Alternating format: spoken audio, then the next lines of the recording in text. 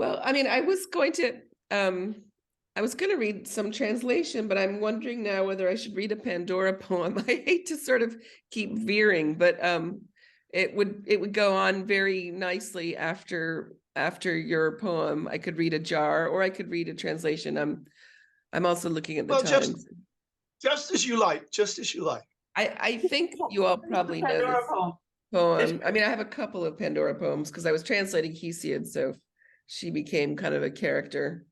And this one is called A Jar, A-G-A-R, like the way a door is a jar, but is also talking about Pandora's jar.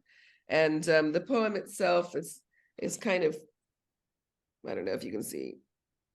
Is it in, which book is it in? It's in Like, and it's got these spaces between the words. Oh, I didn't mean to send you off.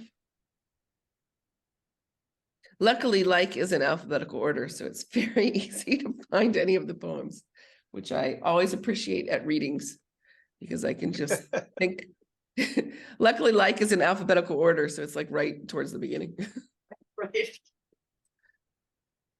So it's called A Jar, and the poem is broken into these hemistichs with space in between. The washing machine door broke. We hand washed for a week. Left in the tub to soak, the angers began to reek. And sometimes when we spoke, you said we shouldn't speak. Pandora was a bride. The gods gave her a jar, but said, don't look inside. You know how stories are. The can of worms denied. As Rachel said, it's never been so far. Whatever the gods forbid, it's sure someone will do. And so Pandora did, and made the worst come true. She peeked under the lid, and out all trouble flew. Sickness, war, and pain, nerves frayed like fretted rope. Every mortal bane with which mankind must cope. The only thing to remain, lodged in the mouth, was hope. Or so the tale asserts, and who am I to deny it? Yes, out like black-winged birds, the woes flew and ran riot. But I say that the woes were words, and the only thing left was quiet. Oh, I hadn't thought of that poem in a while. That's great.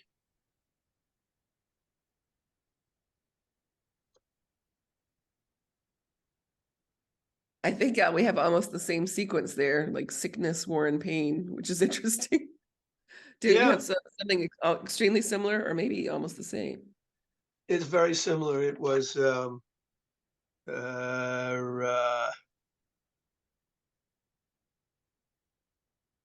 sickness, toil, and pain. Wow. Yep. I guess there are only so many ills that we can think of. Well, it must have been the foot. We were prompted by the foot. The foot. And toil is one of those things. That's kind of one of the interesting things that Hesiod makes about the jar is the jar is kind of what ends up causing mankind to have to work. So kind of like Adam and Eve, have to leave the garden and work. The jar is what causes people to have to work. But then Hesiod does this twist where he makes work also the salvation of mankind. So again, it's not entirely negative. And the idea of the woes being words, and you said we shouldn't speak at the beginning, and of course Homer talks about words going over the fence of your teeth. Once the words are out there, they can't come back. So if the only thing left was quiet, so in some way hope is quiet, right? Quiet is the hopeful thing.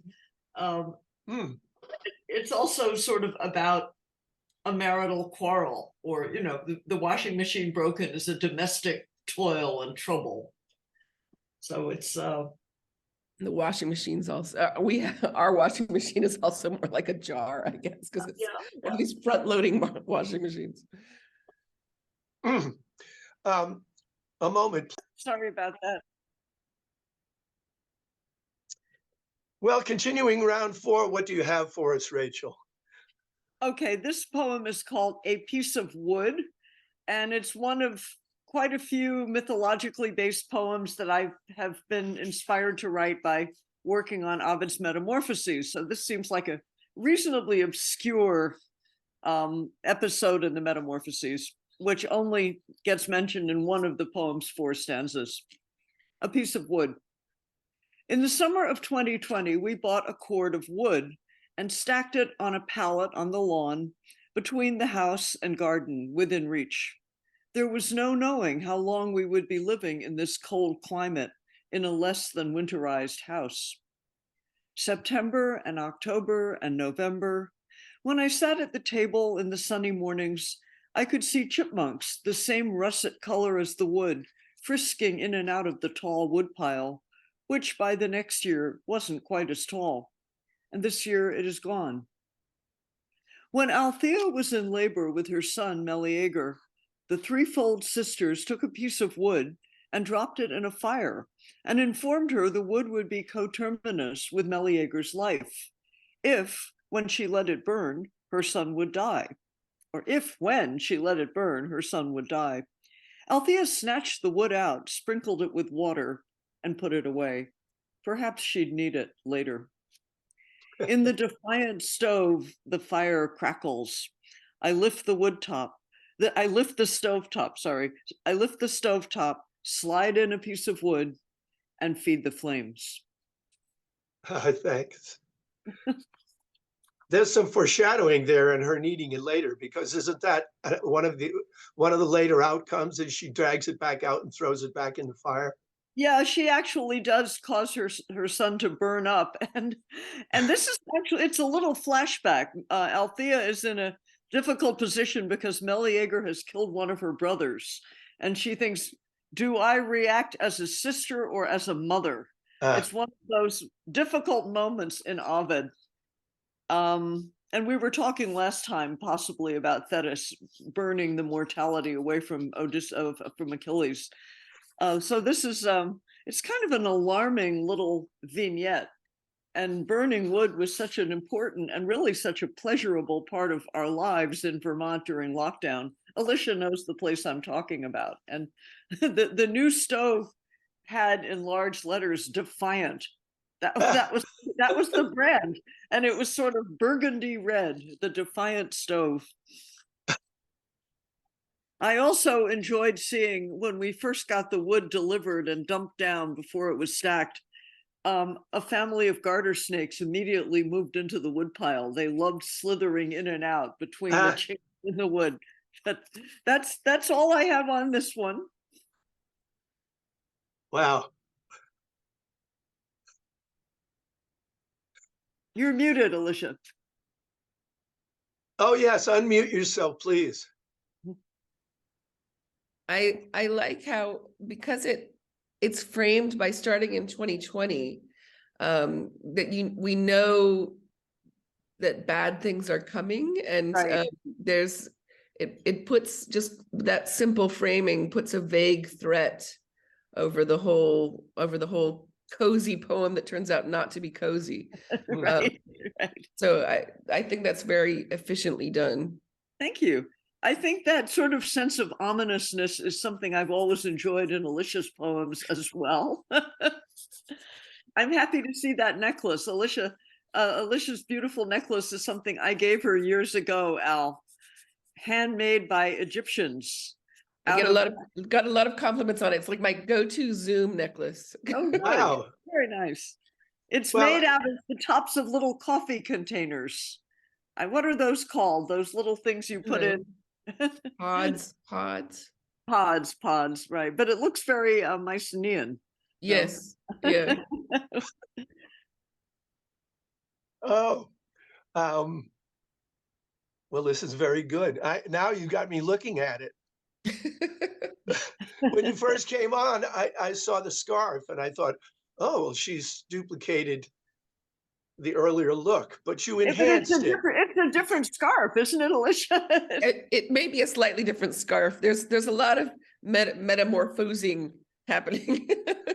Excellent. Well, what more appropriate I was Um, I was Zooming with somebody in this room with these windows behind me, and he'd only ever seen me in a different room, and he said, "Where are you? The Oval Office?" That's what we should call it from now on. Right. Rachel in her Oval Office. That's it. well, the lighting is good today. You front lit yourself, so now you're very, very visible Okay, good. and natural looking, which is a good thing. I'm going to carry the ball here in a little bit different direction.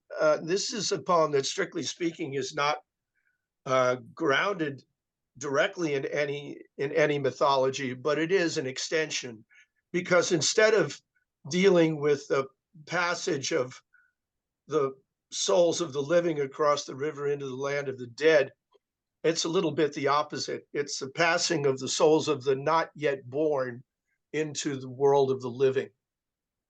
And it's called A Straw in the Wind. When they reach the river, they all find a clearing where the current seems to slow, but heavy lying mists obscure their sight. No judging distance to the farther bank, and anyone who steps into the flow immediately disappears, enveloped. These souls submit to many difficulties. They find themselves in such a weakened state that progress is well nigh impossible. Their reason is confounded. They can make no sense of what their eyes and ears reveal. At first, their limbs cannot obey their will. Their tongues are loose and inarticulate. And as they make their way, they presently forget the feel of solid ground, the clear-eyed sight of that bright world where everything appears exactly as it is, the rest untroubled of the still place they have left. How terrifying it must be to labor uncertainly in swift and plunging currents, ceaseless except for change, often deceived by shapes that loom nearby and disappear again into the dim, unsettled mist. Not one can see the hand before his face or guess how far to reach the other side, though they tell many stories of that place to urge each other on. No one recalls his former state. Confusion rules and keeps each separated from his neighbor, though they often drift into another's path, supposing greater distances from some nearby and close proximities to others far away. Collisions can't be helped, but few can see them for the comedies they are. Though limited by ignorance, most are deadly serious about themselves. Their greatest fear is to be swept away and lost forever in the surging waters, shrouded in mist, never to know a clear moment of peace and the relief of landfall. Some hesitate before they step into that current, draw back from its scudding edge, troubled by the unfamiliar, sensing consequences, holding for the most propitious moment, pausing at the thought of all they must abandon to begin the solitary trial they call life.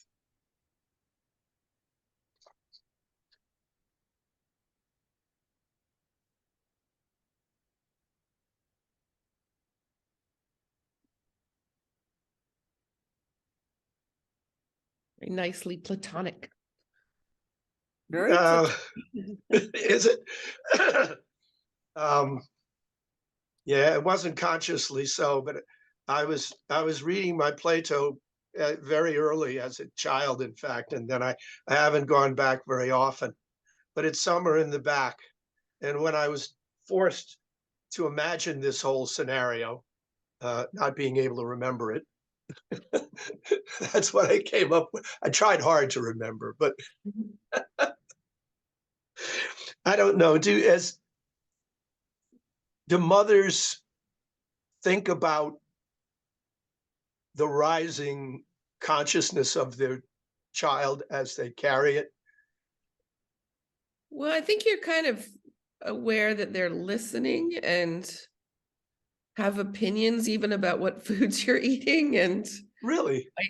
yeah, and I mean, both of my kids really liked it when I was swimming.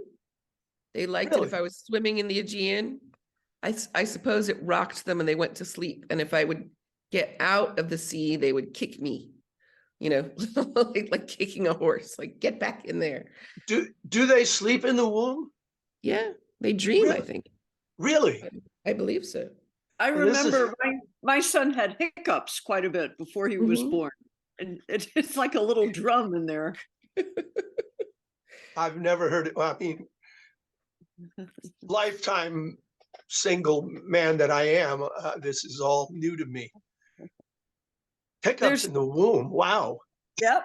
Did you have that too, Alicia? You Yeah, experienced yeah. Very strange feeling. Yes. a couple of things, Al. The end of the second stanza, the clear-eyed sight of that bright world is so Tennysonian. It's a lot like Tennyson's Ulysses. Yeah, Um, guilty. I plead guilty. I've been influenced by Tennyson. That's okay. No question. And although it makes perfect sense about all they must abandon to begin the solitary trial they call life, obviously they're going to begin their lives, but when I read it, I did sort of feel these were dead souls, and that almost fits too to me, crossing some underground river and having trouble remembering things. So in a strange way, it works either way for me, although it makes much more sense the way you've described it. Did you have that problem, Alicia? I mean, I could feel it either way, I think. And there was something very Dante-ish also. I was thinking of Plato and Dante. So maybe Ulysses, which is a combination of those, is a perfect, Right. is a perfect addition. So, And Al, I'm going to put in the chat the title of a Frost poem I'm very fond of that's extremely Platonic and Shelleyan, and it's not, because it's not typical Frost and it's quite early, it's rarely anthologized. Okay, it's called The Trial by Existence. It's gorgeous. Thank you. I mean, is it in the complete? Yeah. Oh yeah. Oh yeah. Oh, it well, is. then I read it. I've got to go back. But Right. yes, great. And it has a lot to do with oblivion. You know, we make choices, but then we can't remember them when we're born. Exactly. Yeah. Well, again, that's that's very likely something that went into the way back, and and oozed its way through when the time came to write the poem. I was consciously trying to walk a line between equating pre-birth state and after death state. I wanted to suggest that there's a kind of continuum punctuated by life. And lots of people have talked about life as the interruption between those two states. But at the same time, there are all kinds of hints and echoes of our situation while we're alive, of being individuals who have a kind of kinship with everyone else, but are at the same time separated from them, and confused by that distance, and always trying to overcome the distance. And that little part about not being able to see the comedy of when they get in each other's way is an example of that. I like the phrase "continuum punctuated by life." That's maybe that can slip into the poem somewhere. It's a very nice phrase. I couldn't remember the reference, and so I made it up. But I was thinking about. I'll have to go back and think, but I can think of people who have said essentially the same. Well, our little life is rounded by a sleep. That's coming from there, basically. If it's rounded, then we started asleep too. And I think there's some medieval mystic, I couldn't tell you, who said life is like a bird flying through a room. It's coming from outside. And it's, who? Venerable Bede. The Venerable Bede. I was going to say Juliana of Norwich. It's a sparrow that flies through the hall. Right. It gets referred to briefly. I don't know if you've seen the Simon Armitage coronation poem, but he ends with a sparrow flitting about in the cathedral. That clearly is a nod to Bede. I missed that. Okay. No, I like the image. So it comes from outside, makes its way through, and then goes back out again. And the idea is life is that brief, warm moment in the hall where it's clearly lit, and then the other 2 points are cold and darkness. Oh, great.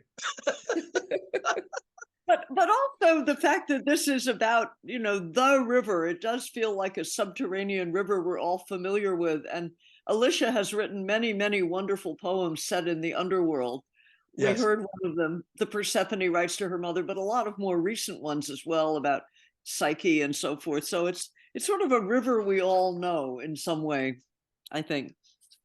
And I'm thinking how elemental. I mean, my fire poem and then this river poem. We all know that fire is life in some way. And then putting the piece of wood in the stove is, you want to keep warm, you want to stay alive, but it's also destructive. Yeah, yeah. Wow. What was that Frost line? It rides on its own melting. Yep, that's like a piece of ice on a hot stove top. The poem rides on its own melting. Yeah. Yeah.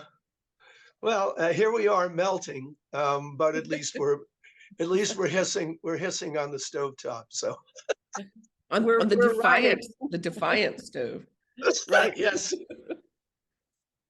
Good. This is very enjoyable. You two know so many references. It's a little bit like I have conversations with Christopher Ricks that are like this too.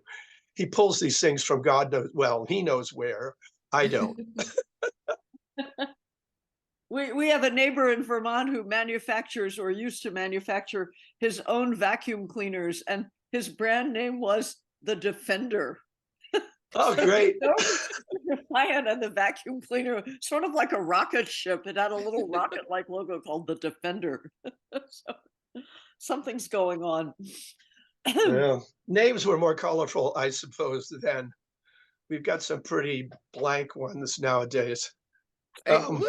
Is the stove in the Elizabeth Bishop Sestina, does it have a brand name? I feel like it does, maybe. The Little Marvel Stove. Yes. A Little Marvel Stove. Yeah. Oh, wow. Well, let's head into the final round here. Will you carry the banner, please, Alicia? I mean, I had said I was going to read some translation. I don't know if that's okay. And oh, it's more than okay. I mean, I was sort of thinking of reading I wrote a poem after visiting one of Rachel's classes during the Zoom time. That's also an underworld poem, but let me read this bit. One of my translations is this pseudo-Homeric poem that's a mini epic called The Battle Between the Frogs and the Mice, the Vatracho Mio Magia. And, it's this parody. It's also one of the most printed books in Greek that we have from like the early modern period or the Renaissance period, partly because it's short and because people thought it was really Homer. It was a Byzantine textbook, so we have lots and lots of versions of it. And basically, it was how people learned to read Homer. So it's got very good Homeric Greek, but it also has all of these scenes that you have to have, in the Iliad. So, you have an arming scene, you have an Aristeia scene where you have the gods bickering. So you have all these types of scenes in there. You have the two heroes talking on the battlefield kind of thing. But it's frogs and mice. So obviously it was maybe works as a textbook, because it's more fun maybe. And the frogs all have funny frog names and the mice all have funny micey names. So like, the king frog is, I think, now I'm going to forget it. Something gnathos, it's puffer throat. And the lead mouse is Psycharpax, which means crumb snatcher. And this is just the little bit when, and it's illustrated. I don't know if y'all probably can't see. Oh, wow. Illustrated by Grant Silverstein. So let's see. So the frog meets this mouse and he tells him, give me your pedigree, because they're obviously noble mice and noble frogs. They're not run-of-the-mill mice and frogs. Crumb Snatcher answered him in winged words. My race is known to men and gods and birds. But since you ask, Crumb Snatcher is my name, brave Breadnar, my father, and my dame, the daughter of King Hamchew, Nibblecorn. In old wainscoting I was bred and born. She fed me there on figs and walnut meat, and gave me dainties of all kinds to eat. I'm so unlike you. How can we be friends? Our natures are designed for different ends. You live out in the water as you're able, while I am used to eating from man's table. I never miss the fresh loaf kneaded thrice, tucked in its tidy basket, or a slice of marbled ham, or pastry stuffed with cheese, and sesame as flaky as you please, or liver robed in fat like fine white silk, or cheese that's freshly curdled from sweet milk, or heavenly honey cake that's so divine one whiff makes even the immortals pine. All dishes cooks prepare with every spice, for the banquets of mankind are fit for mice. In battle I am brave and don't hold back, but plunge into the thick of the attack. Man does not frighten me with his huge frame. I run along his bedstead just the same, and nip at his big toe and gnaw his heel, a pain so subtle that he does not feel my nibbling and stirs not from his sleep, which is so sweet, so tender, and so deep. Two things there are in this great world and wide, of which I'm well and truly terrified, the hawk and weasel, pilfers of breath, and the trap in whose cruel jaws lies tricksome death. The weasels are the worst, the sort who find you holed up in your hole. I hate that kind. But back to food. I do not eat or seek the radish or the kale or pale green leek, parsley or pumpkin. I do not partake of salad like you people of the lake. It's delicious. Isn't that great? Oh, it's wonderful. I have to ask though, how close are, I mean, all of these details, how close are they to the names of all the specific foods that they refer to in the original? They're very, very close. I mean, in fact, actually the point about the ham, which is pterna, which means like heel, is one of the indicators that it is not Homer, because that comes from a Latin word and probably nails it down to 1st century BC, that one word. But yeah, the food is very accurate. Obviously, this is in dactylic hexameter, unrhymed in the Greek, just like Homer. I've rhymed it because it's more fun to do that for a light poem in English. But in a lot of these foods are things you would eat now in Greece, the cheese pies with honey on it and sesame. That's very basic stuff that you can still get at a Greek taverna, which I like. I was going to say there's actually a Thetis Peleus nod in this poem. The king frog, King Pufferthroat, he is the son of Peleus and Hydra Medusa. So Peleus, who is Achilles' father, if you look at it in Greek, it looks like it means mud man. So it's a perfect, Oh, that's right. both Wow. Iliadic and perfect frog. And then they didn't name the mother Thetis, but she's clearly some kind of water spirit. Hydra Medusa means princess of the water. So she's very Thetis-like. So there's a lot of setup, even though the mouse maybe is more Achilles-like. The mice, we identify more with the mice than with the amphibians. So I don't know whether that makes them Trojans or Greeks, to be honest. But anyway, it's a lot of fun layering, and I don't think I can really see if I can. I don't know if you can see the froggies. Oh yes. Oh, that's good. So it's really It's a wonderful gift for children or for grown-ups. Absolutely. and it's Paul Dry Books did the book, and I realized when I signed the contract originally, I had agreed to write a clever introduction, and then as time went by, Paul Dry was like, where is the clever introduction? And it was one thing to sign off on writing a clever introduction, but one day I had to sit down and write the clever introduction. So the introduction is written by a mouse named A Nonny Mouse, and it's very biased from the mouse point of view.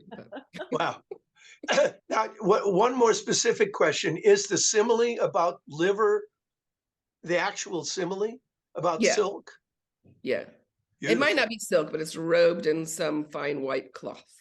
It might be, no, I'm not sure. But anyway, it's whether it's actually silk, but the idea, yes, that it's the fat is enrobes it, as we might say in modern foodie terminology. Yes.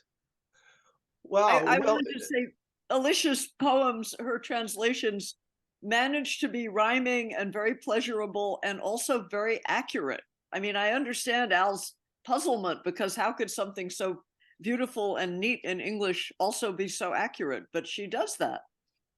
And a lot of translations sacrifice rhyme because they say it can't be done or it doesn't rhyme in the Greek. And what you get is something very kind of plodding and boring in English, which isn't necessarily more accurate either, in my view. I name no names. So she's done the opposite. She's brought in the rhyme. Yeah. Right. But I mean, it may help that I live in Greece where, I actually see and eat these foods. So I know what they're describing, I can say, it's like, oh yeah, I've eaten that. Well, that may well be, but this is not something that translated itself, no matter where you live. She always makes it sound easy, but anyway.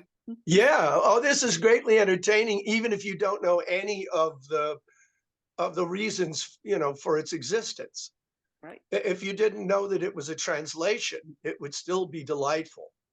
So it's also like heavily annotated. So I mean, there's a version of it that's just fun with the illustrations, but then there's a straightforward version without illustrations that's got lots of notes and things. So it's one of the most printed texts.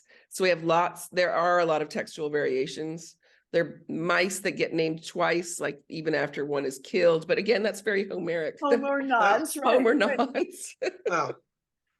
Well, but Alicia, are you saying that you annotated it, or are these ancient annotations? Well, I was quite lucky. There has not been a new edition with notes in English. I mean, since forever. But as I was putting this together, there's been a sudden revival of interest in it. I think scholars weren't interested in it because it's funny and light and parodic, but it turns out to be quite an important poem for the introduction, for the Renaissance, for the introduction of Greek, because these scholars come from Constantinople after Constantinople falls, and the Pope invites them to come to Italy, but they're also bringing their manuscripts with them. And so this is really a very important one. There's suddenly, I think, 2 new editions, scholarly editions of it in English. So there's a sudden revival of interest, which was very helpful to me because I suddenly had a lot more scholarly material than I would have had, a decade ago. Handy. So interesting. Nonetheless, it works for many different audiences. So that's a real virtue. Neat.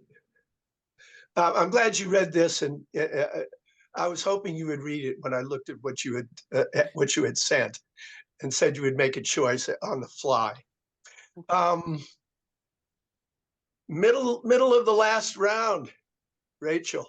Okay, so I'm going to read a passage translated, and I've been inspired by Alicia always, so I translated Nonnus, Nonnus, who was a very obscure poet, Greco-Egyptian, he's often described as. He came from a city called Panopolis. Sometimes he's called Syrian, and he might have lived as late as the 5th century of the Common Era, which puts him, as close to Ariosto as to Homer, it's sometimes said.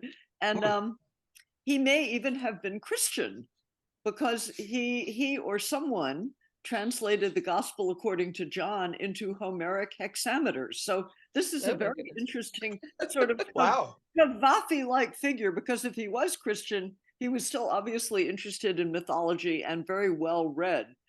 And the Dionysiaca is an exceedingly long epic. It's 48 books, which makes it as long as the Iliad and the Odyssey laid end to end. Together.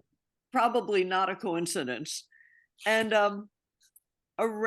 it was before the pandemic, it was probably in the summer of 2019, I was invited kind of late in the game to be one of some 40 translators who were tackling the 48 books of Nonnus. I think Alicia was invited too, but she might have been too busy with her mice. I think I was overwhelmed. It Right. looked really interesting, and then I thought I'm gonna have a nervous breakdown if I also take this on.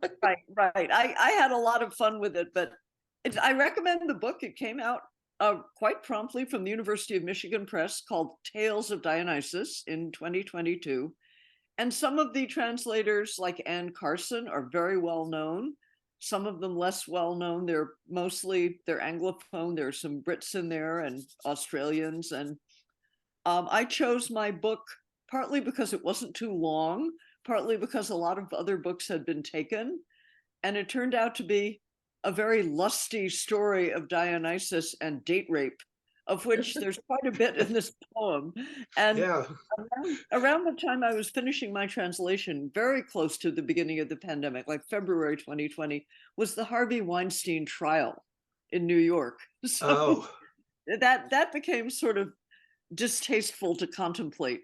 So I'm going to be reading a passage about Dionysus chasing this nymph and succeeding in getting her drunk because he's Dionysus.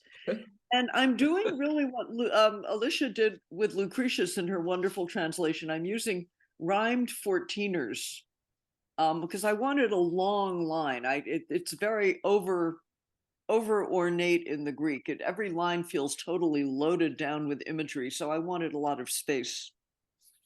And I will just say that Kenneth Koch, in After Ovid, which is a collection of translations of bits of Ovid, there's a couplet that just stuck in my head I can't remember which Ovidian story, but it has to do with rape. It goes, "The king of gods, espying her with her bodacious tresses, desired for to fuck with her among the water cresses." And I thought, okay, that works for me.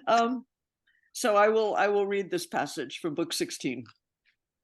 But Dionysus ardently pursued the maiden. He was passionate from head to toe. His feet were wild with love. The speedy sandaled Amazon raced onward high above on mountain paths that hid her footsteps from him as she ran. But now the girl was thirsty, her lips baked dry by the sun fiercely blazing overhead.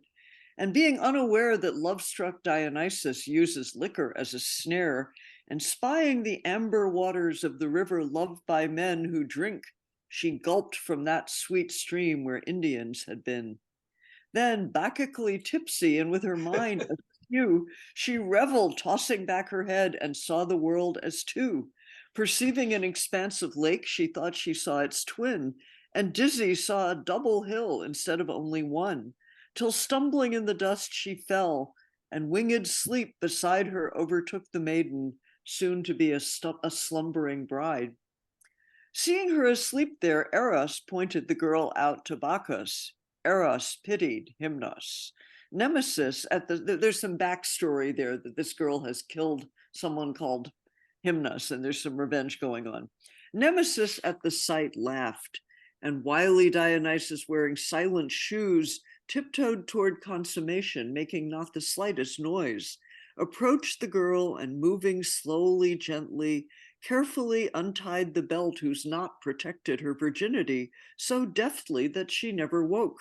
Whereupon Mother Earth opened up her fragrant lap in a sweet burst-like birth for Dionysus' sake. Grape leaves tangled up together around the vine poles that held up the bridal couch's cover, so that the marriage bed became a trellised arbor whose purple clusters hung and swayed in Aphrodite's breeze, covering the bridal pair, while drunken ivy clung and twined around the fruitful vines that over the lovers hung. Strange ceremony, like a marriage dreamed in someone's sleep. The maiden lost her maidenhead and never once woke up. Wow. Wow. It's a little creepy. The doubling makes me think of Dido, and then that reference to, I forget what play it is, what Greek play it is, with the double The feed. Bacchae. It's the Bacchae. Bacchae, that's Yeah. right. So the doubling, that's very much Bacchae, and then the doomed Dido also has that thing of seeing everything double. Seeing everything double. Yeah, I mean, I think Nonnus, whoever he was extremely familiar with all of classical literature. You get a lot of pastoral in here. You get laments, you get some battle scenes, which I didn't translate. There's a war with the Indians, which sounds very Wild West, but not those Indians. So I had a lot of fun with this, and rhyme really is a motor. It keeps you going. I don't know if Al is familiar with your Presto Manifesto, Alicia, on rhyme, which I love. I don't, maybe he could. I'm not sure I am. Maybe he could find a link to that at some point. Yeah. Well, I have a question about the references to the slumbering bride. Does the act of consummation make the nymph? Is that equivalent to a wedding? Does she become a bride because she's been penetrated, or is this something else? It's a very good question, Al, and I think I have a feeling that the Greek is a little bit equivocal too. I mean, from her point of view, she's been raped, and of course she's been knocked up. It's very graphic. She wakes up and she realizes that there's a lot of wetness down there. Yeah. It's very realistic in that way. But there is a lot of language of fertility and wedding songs and so forth. So, it's kind of hard to gauge the tone of this. Who are we sympathizing with? I got very tired of Dionysus myself. He's a very determined stalker. He's been running after her. And at one point she says to him, "You're not even a man. You've got curly hair and soft skin like a woman," which also turns up in Euripides' Bacchae. There's something kind of epicene about Dionysus. Right. So I would have to look at the Greek again, but I think that the language is bridal and kind of equivocal. What would you say, Alicia, about that? Well, I haven't seen the original, but there is this idea also that whenever the gods have sex with mortals, there's always issue. The woman always gets pregnant. That's like they have super immortal sperm. Right. Always impregnates. And I think, the idea of the bower, again, which is also very pastoral, this idea of this outdoor bower that somehow is serving. And I was thinking again of the Dido thing, where she thinks that she has married Aeneas when they go into this cave. And the gods let her think this, but eventually Aeneas kind of gets out of it because maybe it isn't quite a marriage. So that kind of is this a legitimate losing of maidenhead or not? And I guess, Dionysus is himself the issue of just such a liaison. Right. So it's kind of like generational trauma repeating itself. And I think we're told that, what's her name? The Amazon, Nicaea is her name. That's interesting. Gives birth to a girl who loves celebrations and loves to stay up all night. The ultimate party girl. My father was Dionysus. Right. Exactly. But she comes by it honestly. Yeah. Now, you will be able to help me out with the trellised arbor, the imagery of the vines sprouting. What's the situation with the mast of the ship that Dionysus is on, where the mast sprouts in a similar fashion? Is that from Ovid, Alicia, or is it older than that? I mean, there's a beautiful. There's a very famous pot of the image, so it must be older. Because I think the pot's quite old, but yeah, where the pirates, they get turned into dolphins. They get turned into dolphins and they leap overboard, and there's Ivy uncontrollably ivy and grapevines or whatever. Yeah, so But of does course, that, these grapevines would, sorry. no, that's okay. Does that kind of come with the territory when Dionysus is doing his thing? Is that? Yeah, he's full of sap. And I Yep, guess, it's also kind of, if you think it might be 5th century Common Era, it's also very Christian imagery right. too. Well, the yes. idea- the grapevine, kind of springing up. Yeah. Very other early thing- Christian The imagery. other thing I'll say quickly about Nonnus, if we have time, is that in the really very interesting, I thought, introduction to this University of Michigan Press edition by Gordon Braden, who's at the University of Virginia, he mentions a Cavafy poem that had escaped my notice called Exiles, where a bunch of exiles in Alexandria get together and talk by the seaside. And there's a line, the other evening we were admiring a line by Nonnus. And that's so cool because Nonnus is like a figure out of Cavafy himself. Whatever he is, whether he was Christian or whether he was even a churchman. And I was Cavafy recently looking poem- at that poem, but that detail is, I think I just glided Right. over that detail. But again, they're never really, they're not random details. Like when you start tapping into them, Right. they always repay that attention. And my grandfather, who was a classicist, has an essay that he wrote on Nonnus, which I discovered. So that is interesting as well.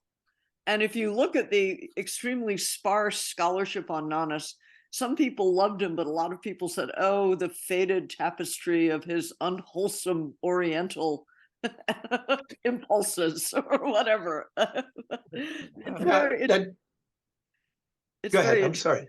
No, it's interesting. So did you find your grandfather's essay before or after you had done the translation? I was in the process, or either after or late in the process, because I think one of the editors, William Levitan and Stanley Lombardo, actually pointed it out to me. I had known some of my grandfather's classical work. He died very young. He didn't finish what he wanted to do, but he was a translator himself. He translated Musaeus's Hero and Leander, and he was obviously really interested in late antiquity. So it was a very serendipitous, if you want to use that word. James Merrill says, no accidents, no accidents. Wow. I'm learning so much. This is great. Of course, the ancient world is not my area, but I'm learning a whole lot. But I'm going to conclude the proceedings, although I will have a question for you both once we're done with this bit. I wrote this poem in 1976. Wow. I think it was the second poem I had ever written in meter, because I had written free verse at university, except for a poem that I had written when I was 11 for my 6th grade teacher, who was Greek.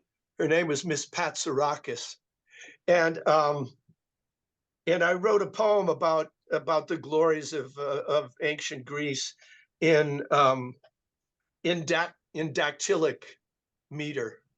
Wow. And yeah, well, I got over big time with Miss Patsarakis. Praising Greek and dactyls, that should go a long way.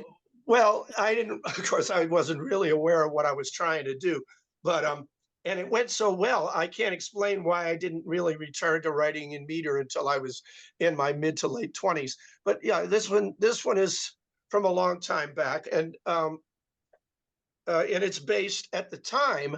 The translation that I read was the Fitzgerald translation, and when I was at Andover in the early 60s, Fitzgerald came and gave a talk, and he was either just about to complete his translation or had just completed it. This would have been in 62 or 63. And anyway, he's the first translator that I ever saw in person.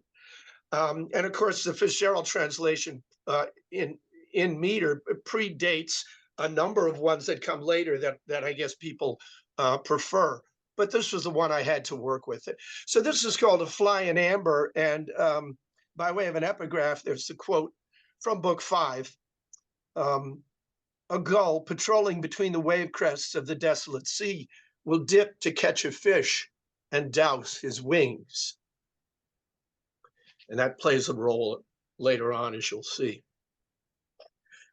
So this is Odysseus on Calypso's island all that time. It fascinated me. I thought, how could you be someplace for 7 years and,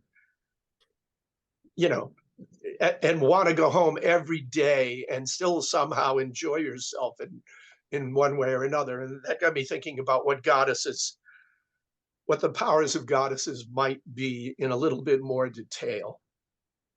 And so this is what came out. They say the goddess spoke on my behalf. I only know the way the moment came to me. I hadn't grown the least bit tired of melting kisses in the graceful shape of slim Calypso, who would string Time's bow and hang it on the wall unused while we made love. So easily at her deft touch, the woven threads of earthly care unwound, while out beyond her silent grotto flew the unseen arrows in their ceaseless swarm, piercing the lives of men and bringing age, dissatisfaction, fear, and every kind of loss. All weakness in those venomed barbs, to fall in thicker hail than those at Troy, which darkened everything, even the sun.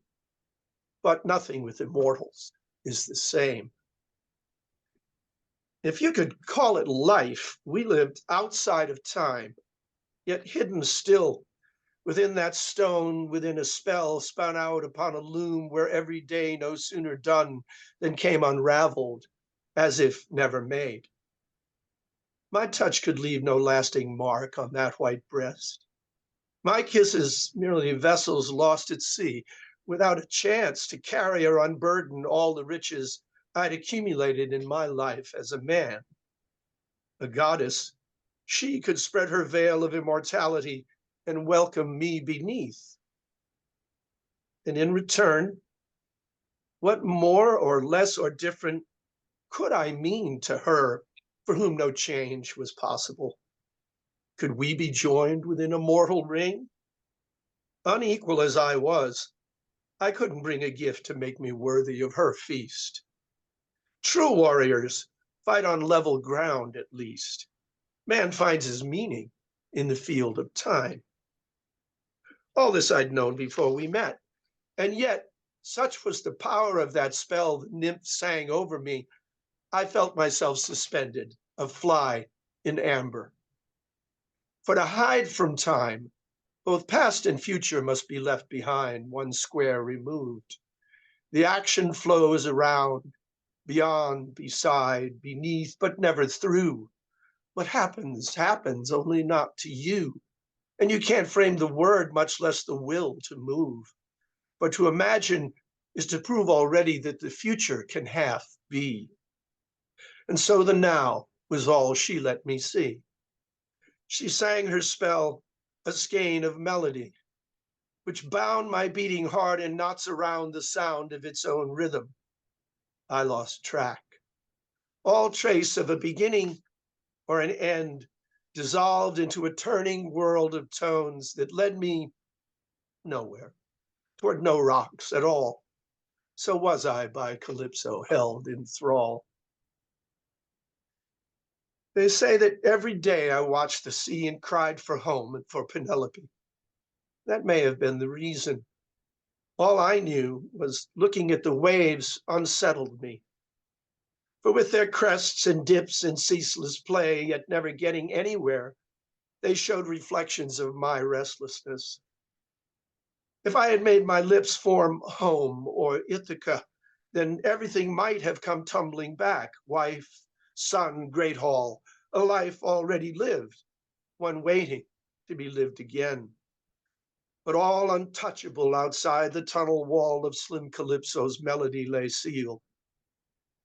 Perhaps the pressure of the world beyond in all directions hidden, of the words unformed, the life unlived, The images unsummoned rose within me. That's for one more favored by the gods than I to say. I only know that on the shore each day as I looked out, the teardrops brimmed in me unbidden, overflowed, and joined the sea. Perched in the rocks, how little did I know of how to find my way, though the horizon presented me each morning with a clue. One day the answer simply came to me. My eyes fixed on the line where green met blue, I saw a skimming gull close to the foam cut down suddenly to catch a fish, and in the process wet his wings. I saw at once a creature touching and touched back. That split me from my shell, that single act.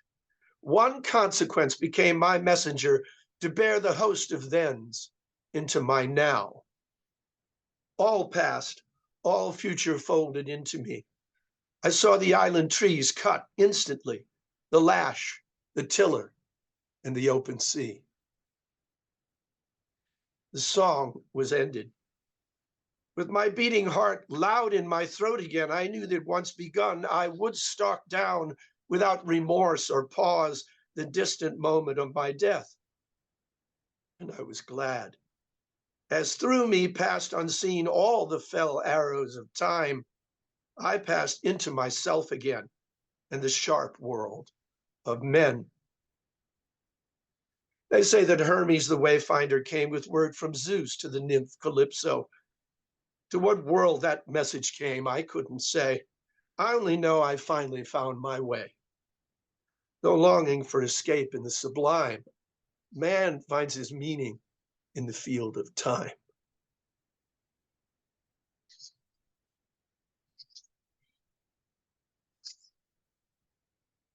That's quite a poem, Al. Wow. Well, thank you. It was, I had just come off the road for 2 years, playing 300 dates a night. So I was soaked in music. And that finds its way into the poem, of course, because the theme is, and I guess it, in a way, in a crazy way, it goes back to Schopenhauer talking about the pull of the bass in music, that it's rhythm that establishes our feel for time. But melody, because it can be continued in a way, can take us beyond or outside of our sense of time. We can get lost in a melody. Whereas we're aware that we have a kinship with rhythm because our hearts continually beat. So that's why there are all these musical bits in there.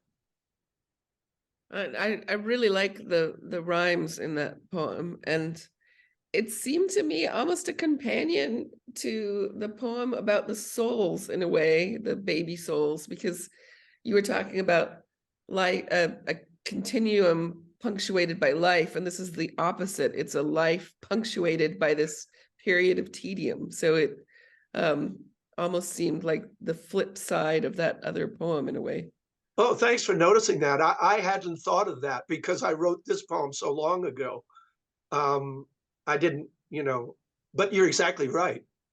Of course, when I wrote this poem, I had not yet lived a life that was not to result in children. So when I came to write the river poem, which is about 8 years ago, I was thinking about children in a way I wasn't when I was young and more like Dionysus, I suppose. It's also interesting. This is less important than Alicia's point, which is great. But, we started with my Hermes poem, which is kind of from the point of view of Calypso in a way. Calypso and Hermes, but there's not much about Odysseus in there. So you write very well about what it might be like to live outside of time, which is extremely hard for us to conceptualize. Well, thanks. I will say that, obviously, I've lived with this a long time. I consciously put in a whole series of references in the language that the speaker can't be aware of, but that Right. are references to the life that's going on outside of him. Right. Or You know, or even in the future, you've got a reference to Yes. Herodotus with the arrows blocking out the sun. So it's almost, there's almost this awareness of thousands, hundreds of years hence, rather. Yeah, Which was interesting move. Einstein has this quote that I've always loved about the time. He said, "Time is the universe's way of keeping everything from happening at once." That's great. And so I was thinking about that in terms of, if you're outside of time, you have access to everything. Well, and of course, Calypso, I guess, might well have access to all that as well. And I like how we've also kind of come back around to Tennyson's Ulysses, maybe, in a sense, because I was Oh, thinking, sure. I hadn't realized this, and I saw it somewhere recently on social media, and now I can't give the credit where it's due, but I hadn't realized he wrote that when he was 24. So this kind of old man poem, but Really? written when he was very young. I mean, I guess Prufrock is a bit like of that too, of this, view of old age from youth. I knew that about Eliot, but I didn't know that Tennyson wrote that poem when he was so young. Interesting. Wow. Well, that poem was in the anthology that I learned about poetry on, which was Perrine, Sound and Sense. And it's interesting to me how, when you're first learning about poetry, an anthology is a great way to find some branching paths and know what hits you and where to go next. And almost every poem in particularly the first half of Sound and Sense had an influence on me and made me seek out the poets who were anthologized. So that was also my textbook, and I had a very similar experience. It's amazing how one textbook anthology can have I such... think I don't know if you saw, Alicia, Beth Ann Fennelly had a very nice tribute to Sound and Sense not long ago, and I absolutely loved it. And I had a poem in edition 10 or 11, The Red Hat, and then another poem of mine, and then of course they fell out. I don't even know if that book is still in print anymore. I don't know. Oh, But wow. it was a terrific book.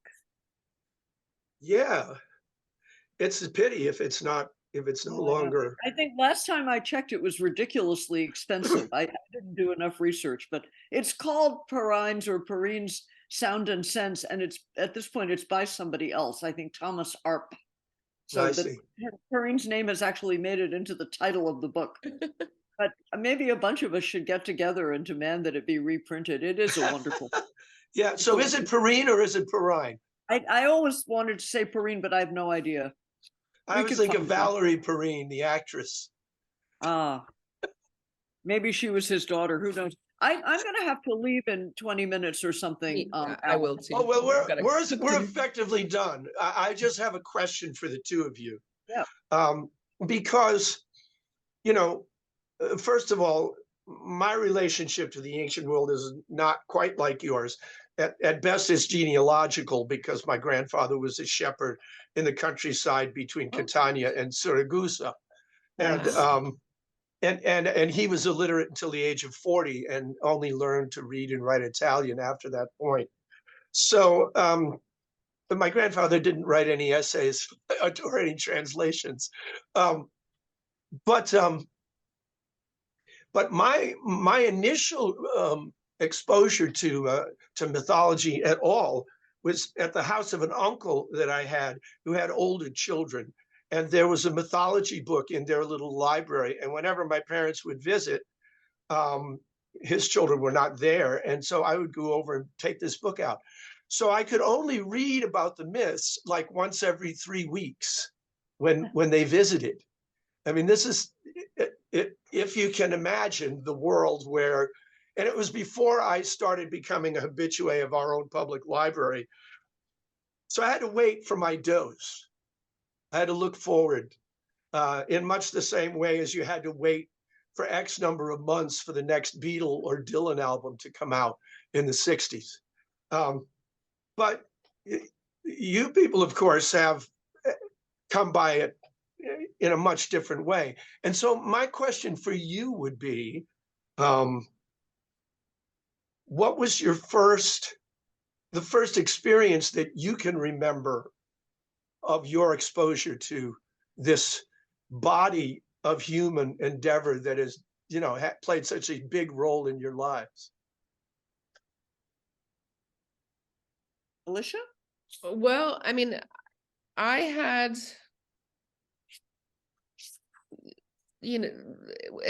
especially at my grandfather's house, there was a very limited, quite old library in the children's nursery, and there was very little to do.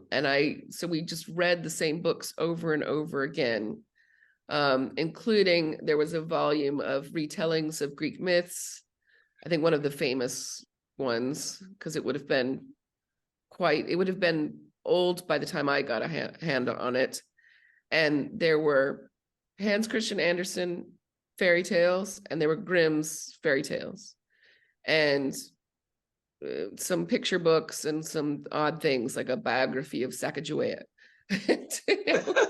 And we read these over and over. Well, at first they were read to us, then we read them over and over again. And I think for me, there was not a difference between the story of Perseus, with his mother washed ashore on an island and evil kings trying to kill them, and certain Grimm stories or Hans Christian Andersen stories. So for me, I think it was a continuum of kind of fantasy stories, often very dark, because these were the original versions. It's like the version of The Little Mermaid where, she doesn't get the prince and turns into foam on the sea, and the Little Match Girl, devastating, and Grimm's tales where people cut, parts of bodies off and so on. And the Greek tales seemed part of that kind of really dark, kind of exciting, strangely adult worlds, like things that adults wouldn't normally talk to you about, but that were in these stories. So I think that's where it starts for me. Wow. I wish I had a clear line. I don't know. I only had one grandparent that I knew, and she used to read me Edward Lear, but not Greek myth. But I'm going to just spit out a number of things that come to mind quickly. I read the Aeneid in high school. I had a very good Latin teacher. She was good on Latin. She wasn't so good on the fact that, she could have talked a lot more about Homer and the relationship of the Aeneid to Homer, and she didn't, but maybe I picked it up along the way. I read some Catullus, and then in college I read Lucretius and I read Homer. But considering how much my father knew, my father was kind of old and tired by the time I was in high school. He died when I was 17, and he didn't spend a lot of time saying, well, let me tell you the Greek myths. They just kind of filtered through. I remember Al spoke of Fitzgerald's Odyssey, and I remember reading that around 1961 when I was about 12 and being enthralled by its beauty and its excitement. And I also was very taken with Lattimore's translation of the Oresteia. I thought it was not only exciting and dark, but I thought the poetry was wonderful. And then I remember reading my father's translations of Euripides into prose, which he had done a long time before, and his interesting choice to put the choruses in italics. So it was sort of like what I was saying, these choruses are poetry, and I'm not going to translate them into poetry, but I will italicize them. So it's all connected in my mind with becoming a reader and becoming a lover of poetry. But I really couldn't tell you when I first became aware of, say, the Trojan Horse or anything like that. I think it through. My mother used to read us Tolkien. My mother would read us The Hobbit. My mother would read us Jane Austen, but I don't think particularly the myths, but it was in the air. Wow. Well, thanks. I thought there might be interesting stories. I would say a couple of things in closing. First of all, another quote from Einstein that I like is he said that imagination is more important than knowledge. And I think that the impact that the myths had on me when I was young was they expanded my sense of what one can imagine. and that was very critical, because I think as you've become more and more veteran, as a poet, for example, more and more I think we can take technique for granted, but I more and more value imagination, which is why I like the Mice and the Frogs piece so much. Although that wasn't completely your exercise of the imagination, but of course it was both. It was yours and the originators. And then just in closing, I would say, thank you to, I really feel as though I've been a mackerel swimming with dolphins. Dolphins who are pirates. Yes. Yeah, I thought about when you brought that up, I thought, well, if I say dolphins, they're going to think pirates, but I guess it can't be helped. And maybe it's not that wrong. This has been great, Al. We've had a good time, I think. Yeah. But I know that you enjoy each other, and I knew that I enjoyed each of you separately. So it didn't seem like a combination that could possibly miss, and so it hasn't. So once again, thank you very kindly, and also thanks for coming back and making it possible for us to complete the cycle.